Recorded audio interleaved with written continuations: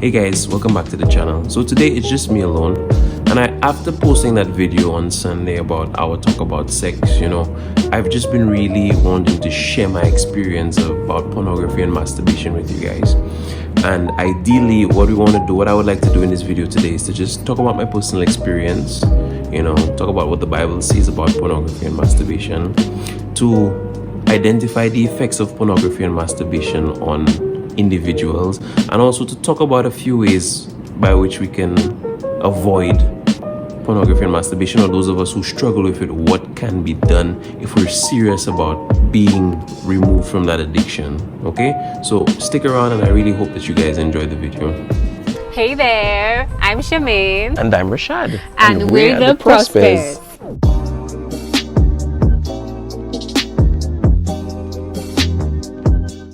So, as mentioned before, guys, this video is pretty much a spin-off from the video that we had posted last week speaking about sex. And for those of you who have not seen that video as yet, I'm going to link the card in the top of the video right now, and also leave a link in the description. Okay, so the first thing that we're gonna examine today is what is pornography. For us to really understand that, we need to kind of go back a few steps and talk about sex. So initially, the original purpose for the act of sexual intercourse was to bring humanity into existence and to set in motion the next generations of society. And we see that written in the book of Genesis chapter 1 verse 28, where God commands Adam and Eve, be fruitful and multiply and fill the earth, take dominion over it. One of the ways that a healthy society can maintain a positive attitude towards sexuality is by channeling the energy of the young people into marriage. Now, that's something that society stood for before, when Christianity was the pillar of society. What ended up happening was we encouraged our young people in that time, were encouraged to be vulnerable in sex, be vulnerable emotionally, and have that act committed, the act of sexual intercourse, committed in a container that was suitable for handling emotions. All right, so there was no fear, there was no shame, there was no guilt, because it was done within the context by which God had designed it to be done. Now, what happened is, as time went by and people started having sex outside of wedlock, what happened was people started dissociating the emotional aspect from the sexual aspect. So now we end up having people who are having sex and becoming heartbroken, devastated, destroyed, because to them the sex is more than sex, but to the other person it's just sex. There's no emotion. They don't care. It's not a nurturing environment for emotions. It's not a nurturing environment. And a lot of young women have shared that experience with me. Their first time having sex was fun. They enjoyed it. They didn't really fully enjoy it, but they enjoyed it. But then afterwards, now there was a lack of emotional stability, because the amount of emotions that they were now experiencing, they were not able to express that properly to their partners. And that's what society has kind of encouraged us to do. Have sex dissociatively and you'll figure it out. But anyway, we'll get to that further in the video. Pornography is just a misrepresentation of sexuality and the act of sexual intercourse. And what that does is it objectifies sexual relationships to the point where the institution of marriage is threatened. Society tells people it's okay to have sex. Have sex. You don't need to be emotionally attached. You don't need to get married. That's fine. But what a lot of people fail to realize is that pornography and the view of sex in society is a major threat to marriages, families, children, and even society on the whole, because the family is the nucleus of society. So let me just share my personal experience with you guys. I was introduced to pornography back when I was in secondary school. At the time I was in about Form 2. When I was going to school, all the boys would be talking about it. Yeah, boy, blah, blah, blah. Back in the day, that was when we had infrared, and these guys would have their porn videos on their little screen phones, and I never really understood much about it until somebody had shared a website with me. They say, what? All these guys talking about it. There's a website where you can find more. So curious little me, I decided to try it out. I remember one day coming back home from school, typing in the website, and then my mind was just like, there was just so much. There was an overload for me at the time. But I started watching it. I started indulging in it. And what ended up happening was I found myself in a position where I had not recognized that I was becoming addicted to watching porn.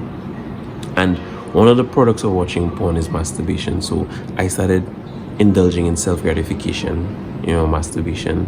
And what happened was it got to a point where it was so bad that I would find myself rushing to come home from school early because I knew my parents would get home a little later.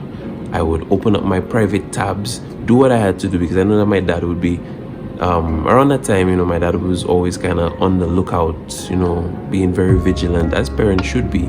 But kids just know how to outsmart their parents. He didn't know about a lot of things at the time. Technology was more our thing because it was just starting around our time. So we had ways to outmaneuver our parents. Looking back at it, I see that the problem really stemmed from when it got so bad where even on a Sunday after church, I would rush home just to watch porn. My parents are cooking Sunday dinner and I'm in the house just watching porn because it was something that I desired, something that I really want. I couldn't wait to watch a video.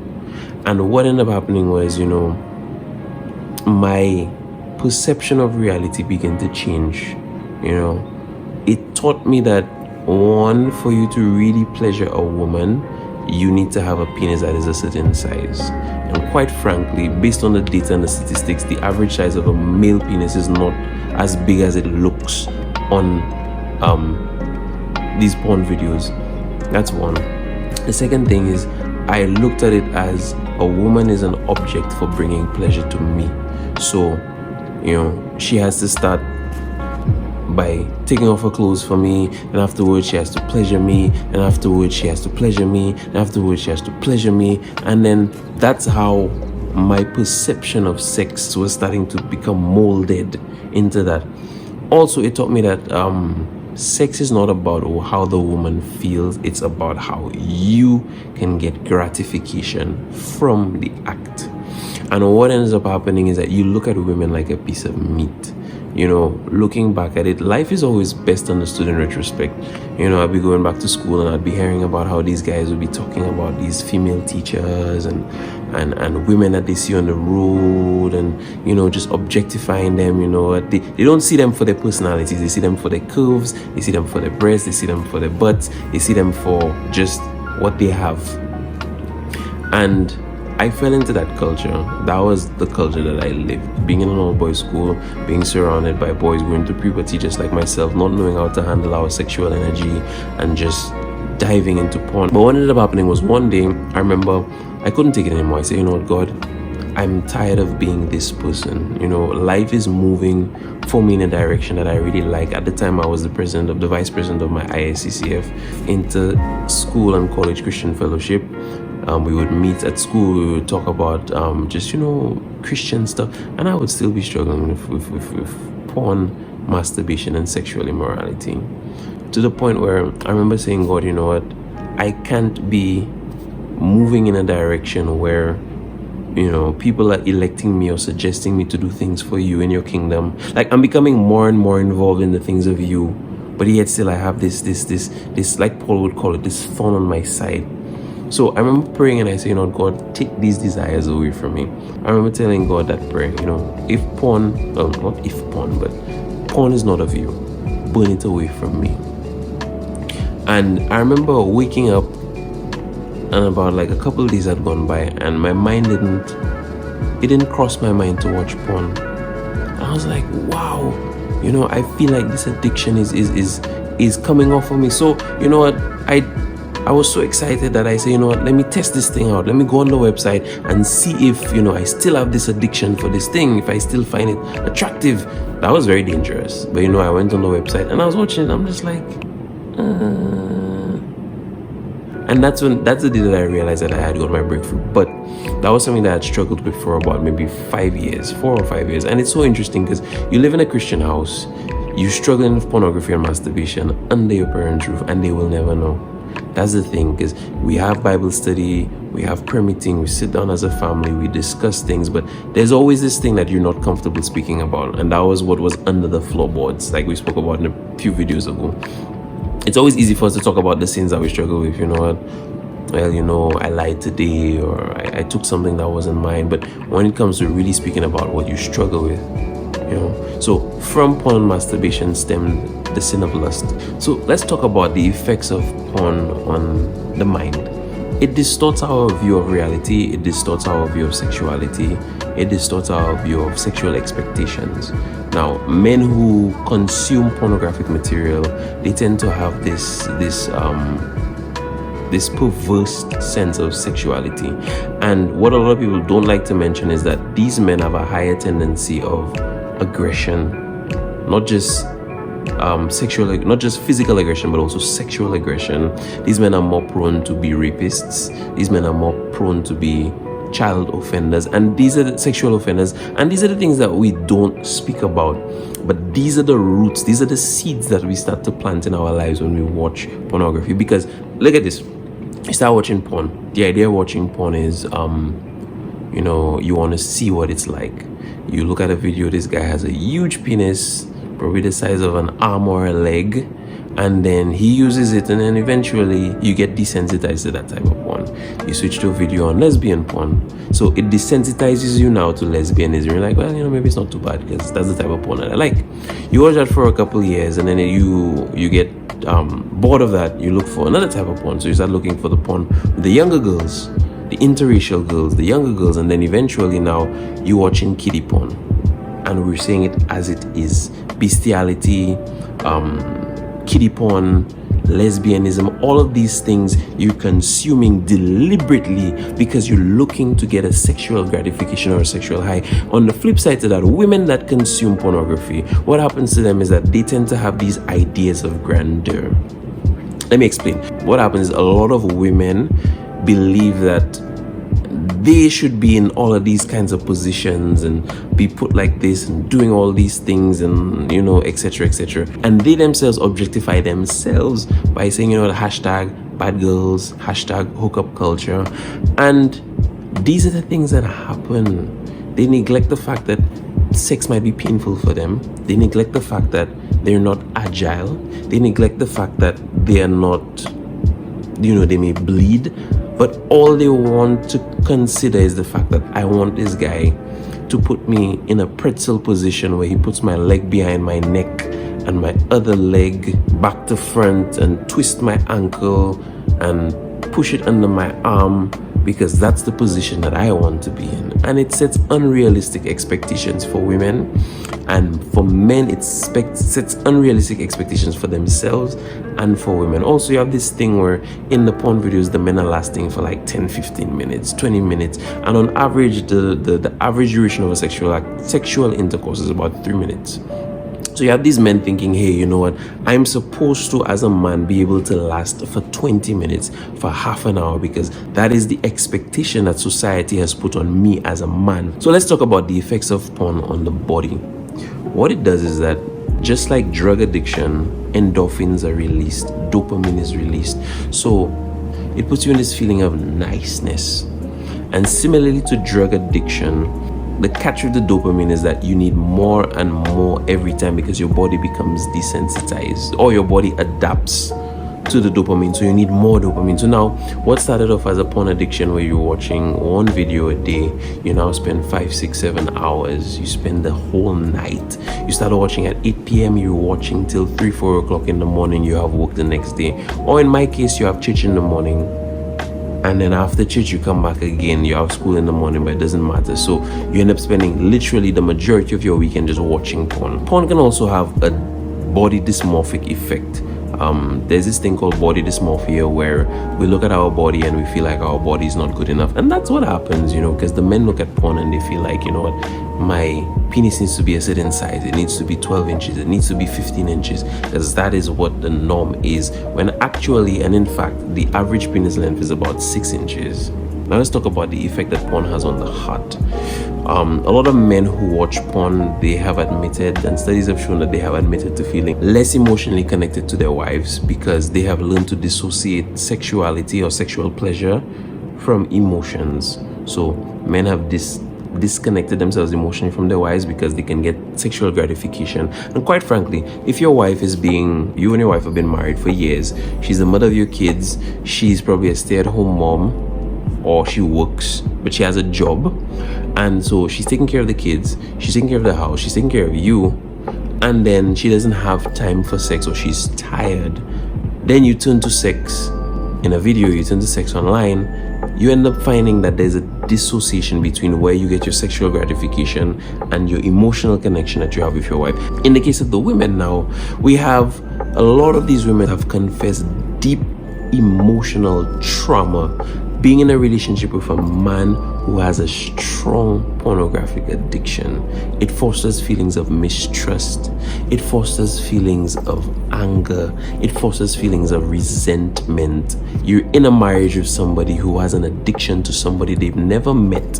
They desire somebody they've never met. They want to have sex with somebody they've never met. And you're the person who's just there. It really has its effect. And what ultimately happens in these situations is that this man and this woman, they separate.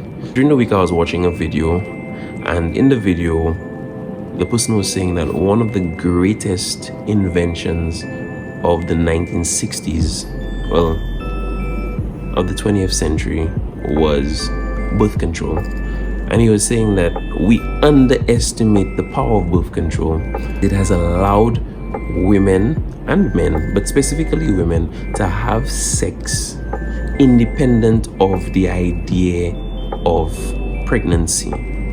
It has encouraged people to move into just sex for pleasure. And that stemmed in the 1960s, where there was just this rock and roll culture, where there was this do what you want kind of culture, this hippie kind of culture, and it allowed people to do whatever they wanted to do.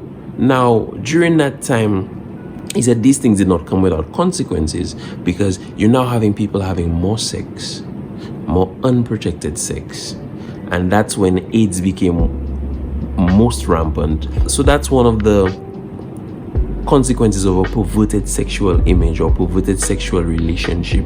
You know, we're trying to separate sex from the institution of marriage, but it comes with its consequences. It comes with its consequences. You know, people are now getting AIDS. That's something that ideally was not known in the traditional society, where one man had sex with one woman. But then now there's this culture where we encourage our young women to have sex outside of marriage. Man, it's so cool. What's your body count? It's 20, it's 30. You know, guys are like, what's your body count? And then the guys are like, man, my body count is 50, 60.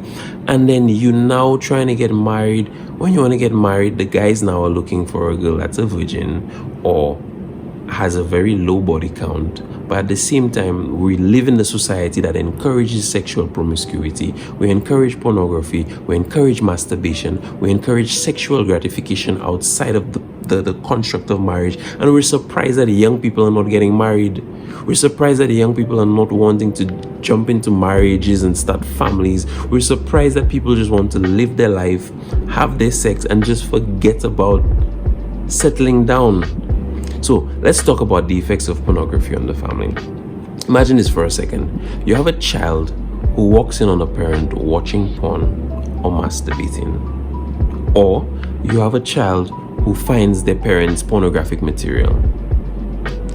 These are things that we're exposing our kids to at such a young age. There are even cases where parents may even willingly or unwillingly just share their sexual experiences or their struggles of pornography with their kid. Guys, these are not things that kids are supposed to be going through at that age, because we have a struggle as adults and we inadvertently share it with the kid, and now the child is burdened by a perverted sexual idea, because the adult couldn't even handle it and it poured over into the life of the child. How do you think that child is going to grow up? That child is going to grow up with a messed up and perverted idea of sex moving forward.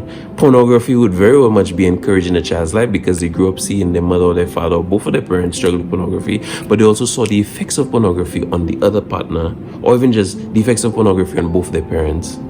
So there's a story in the Bible that I wanted to share with you guys. takes place in 2 Samuel chapter 11. And that story starts off by saying, in the spring of that year, when kings normally go to war, I love that saying, when kings normally go to war, King David was there, chilling at home.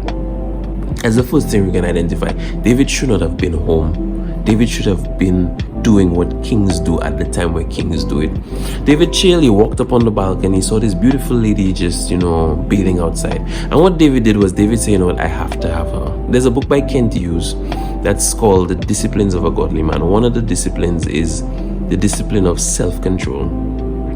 And in that it speaks about the second glance, to avoid the second glance. What David did was, David saw a woman bathing, and initially David should have turned away. Alright? Second glance does not necessarily, and that's something that I want to share with men. Second glance does not necessarily mean that you looked, you turned, and you looked back again. The second glance signifies the moment that your gaze moved from an unintentional gaze to a deliberate gaze. Okay? So you see something inadvertently, your eyes just drop somewhere, you haven't really registered it, but then it registers. That's the second glance. Avoid that second glance. Now that it is registered, turn away and don't turn back. So David saw this woman, David started watching her, David started staring at her, and David started dogging after her, and then David started lusting for her. So much so that David ended up telling somebody, get this woman over there, give her my digits, slide into the DMs, tell her pull up in the castle, go pick her up in the Rolls Royce, and tell her pull up into the place, shorty. And then she comes to the palace, and boom, David has sex with another man's wife. And one of the things that chapter speaks about is that the discipline of self-control. A lot of men, we have our standards set so low that it's so easy for us to just fall into sexual temptation and pornography and masturbation. And the thing about a lot of men is that we lust as single men, we have sexual immorality as single men, we encourage promiscuous living as single men, your body count and blah blah blah, and then we get married and we automatically assume that we're gonna be responsible. Guys, let's face it, if your standards are in the gutter and you're having sex with multiple women, when you get married, you're not automatically gonna just stay faithful to that one woman. Your standards are still in the gutter. You had no self-respect, you had no self-control. And I want to share a quote from C.S. Lewis. It's a beautiful quote. It says, "No man knows how bad he has it till he has tried very hard to be good. A silly idea is current that good people do not know what temptation means. This is an obvious lie. Only those who try to resist temptation know how strong it is. After all, you find out the strength of the German army by fighting against it, not by giving in. You find out the strength of a wind by trying to walk against it, not by lying down. A man who gives in to temptation after just 5 minutes simply does not know what it would have been like an hour later. That is why bad people, in one sense, know very little about badness." I love that part. "They have lived a sheltered life by always giving in. We never find out the strength of the evil impulse inside us until we try to fight it. And Christ, because he was the only man who never yielded to temptation, is the only man who knows to the full what temptation means, the only complete realist." Pretty much what that says is anybody who falls into temptation very easy, or quite frankly their standards are in the gutter, these men know nothing about temptation. A man who can be tempted easily and falls into sin easily does not know anything about self-control. But now we're looking at Jesus, who has been tempted by all manner, equal unto us, and Jesus never sinned. So Jesus knows what depths he had to go to fighting temptation, what burn he had to go through fighting temptation. But some of us, we just give in and we're like, yeah boy, I'm a man. No, you're not a man if you're having sex with a bunch of women because your view of sexuality has been perverted, because your standards are in the gutter. That does not make you a man. That makes you weak. Being a man is respecting your women, respecting yourself, and quite frankly, above all, respecting God and holding on to that. Now, we're not saying people can't fall. That's not what I'm saying. But what I'm saying is when we deliberately, as men, put ourselves in a position where we deliberately seek after sin, we deliberately seek after self-gratification, it shows that we have no standards. from a Christian perspective. And that is how I lived my life for a very long time. It's okay for me to be the vice president of ICCF and just run vibes on a Monday, on a Tuesday. It's okay for me to be living in sexual immorality. It's okay for me to just watch pornography after I come from church. It's okay for me to raise my hands to worship the Lord and then still use my same hands to worship myself. So now let's talk about some of the ways by which you can avoid or separate yourself from masturbation, pornography, and even sexual immorality. And by all means, guys, the number one thing that I will always be advising and professing, and it works 100%, accountability. We're talking self-mutilating accountability. You go to your pastor, you go to an older man in the church, you go to a married man who's living the life that you admire, and you say, hey, I am struggling with lust. I am struggling with an addiction to pornography. I am struggling in my heart and I need some help. I'm sure I wanted to share. One time I was with one of my buddies and then, we were talking, we were just, expressing. I was like, he's like, bro, I struggle with sexual immorality. I'm like, okay, thanks for sharing it with me. I struggle with sexual immorality too. Let's be each other's rock. And he's like, yeah, but the difference between you and I is that your struggle is with sexual immorality with women and mine is with men. And then, it struck me. A man who struggles with homosexuality is just a man who struggles with sexual immorality. So just like him, my view on sex was perverted. It was moved from its ideal context into something that it was not. And we were both having this struggle. Our mentality was perverted. Our idea on sex was perverted. It's just his was perverted towards men, mine was perverted towards women. It was the same sexual immorality, which both of them were wrong. I was equally a sinner as he was. Apart from accountability, another thing is prayer and reading the word. What does the Bible have to say about sexual immorality? What does the Bible have to say about, well, the Bible doesn't specifically mention pornography and masturbation, but the Bible does mention in Matthew chapter 5 that even if you look after a woman lustfully, you've already committed adultery in your heart. You've already committed the act of sexual immorality in your heart. So Moses came down and Moses was like, thou shalt not commit adultery. Great. Jesus came down and Jesus did not erase the Mosaic law. Jesus just added a subscript to it so that we could understand it better. Thou shalt not commit adultery. Great. However, or even so, or moreover, if you look lustfully, you're already committing adultery. So it set greater standards for us as men. It's not just about not committing adultery in my relationship. I also have to make sure I'm not looking on women lustfully. And if you realize lust is something that you struggle with, one, be open with somebody about it, find out what the Bible says about it, and avoid the situation. Avoid the second glance. Don't be like David. Surround yourself with accountability. Had any of these people just been like, David, that's somebody else's wife, my bro. That's somebody else's wife. Behave yourself. Cool out. All of that could have been avoided. So surround yourself with people who will just be honest with you. And you can be honest with, guys, I saw this woman bathing. I want to have sex with her. And the other person is like, thank you for being honest with me. No. Let's go do something else. Let's go talk about something else. Let's go play some game. Let's go for a drive. Let me pull you out of that situation, because that's something that is going to lead you into a path of destruction. Because like I said in one of our first videos, is that a man who lives in sin cannot understand the concept of guilt-free sex. A woman who lives in sin cannot understand the concept of guilt-free sex. And when I talk about guilt-free sex is, okay, you have sex when you're younger, but then this shame comes upon you, like society does not accept you, you're afraid of pregnancy, you're afraid of STD, you have to go have sex in the bush or in a public bathroom because you don't even have a place to be comfortable. But then now you get married and you can set the mood, you can talk about sex, you can talk about your sexual experiences anywhere, in church, on the internet. You can just speak about it freely and openly because there is no condemnation for those who are in Jesus Christ. So you do everything, you eat in Jesus Christ, you sleep in Jesus Christ, you sex in Jesus Christ, you do everything while there's no condemnation.